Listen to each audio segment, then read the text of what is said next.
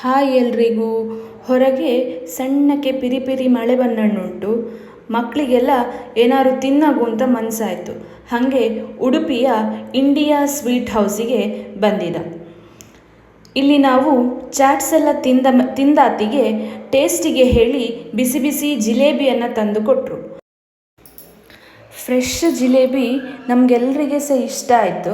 ಹಾಗೆ ನಾವು parcel order ಮಾಡ್ಯ. ನಮ್ಮ ಆರ್ಡ್ರ್ ತಗೊಂಡ ನಂತರ ಮುನ್ನಾಬಾಯಿ ಬಿಸಿ ಬಿಸಿ ಜಿಲೇಬಿಯನ್ನು ತುಪ್ಪಲೆ ಹುರಿದದ್ದು ಮಾಡಿಕೊಟ್ರು. ನನ್ನ ಮಗ ಅದನ್ನು ಶಿಸ್ತಲೆ ನಿತಾಂಡ್ ಕಣ್ಣಾಂಡಿದ್ದ.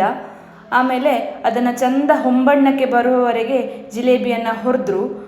ಆಮೇಲೆ ಅದನ್ನು ಸಕ್ಕರೆಯ ಪಾಕಕ್ಕೆ ಕೇಸರಿ ಮತ್ತು ಕಲರೆಲ್ಲ ಮಿಕ್ಸ್ ಆದಂಥ ಸಕ್ಕರೆ ಪಾಕಕ್ಕೆ ಹಾಕಿ ಇಮ್ಮಿಡಿಯೇಟ್ ಒಂದು 15 ಮಿನಿಟ್ಸ್ಲೇ ನಮಗೆ ನಾವು ಆರ್ಡ್ರ್ ಮಾಡಿ ಅಂಥ ಜಿಲೇಬಿಯನ್ನು ಮಾಡಿಕೊಟ್ರು. ಈ ಜಿಲೇಬಿ ತಿಂಬುಗೆ ತುಂಬ ಲಾಯ್ಕಿತ್ತು. ಟೇಸ್ಟಿಗೆ ಅಂತ ಪುನಃ ಒಂದು ಬೌಲ್ಲೇ ಒಂದು 3-4 ಜಿಲೇಬಿಯನ್ನು ಕೊಟ್ಟರು. ಅಲ್ಲಿ ತಿಂಬುಗೆ ಪುರ್ಸೋತಿದ್ದಲ್ಲೇ ಹಾಗೆ ಕಾರಿಗೆ ತಗೊಂಡು ಬಂದು ತಿಂದ. ತುಂಬ ಕ್ರಂಚಿ ಇತ್ತು ಆ ಜಿಲೇಬಿ. ಅದರೊಟ್ಟಿಗೆ ಬಿಸಿ ಸಹ ಇತ್ತು. ಬಿಸಿ ಬಿಸಿ ತಿಂದು ನಮ್ಮ ಕಂಠಪುಚ್ಚೆಯ ಬಾಯಿ ಸುಟ್ಟೋಯ್ತು. ಹಾಗೆ ಹಿಂದೆಂದ ಬ್ಯಾಕ್ಗ್ರೌಂಡ್ ವಾಯ್ಸನ್ನು ನೀವು ಕೇಳಲಾಕು. ಈ ಥರದ ತಿಂಡಿ ನಿಮಗೂ ತಿನ್ನಗುಂತಿದ್ರೆ ಇಂಡಿಯಾ ಸ್ವೀಟ್ ಹೌಸಿಗೆ ಭೇಟಿ ಕೊಡ್ನಿ.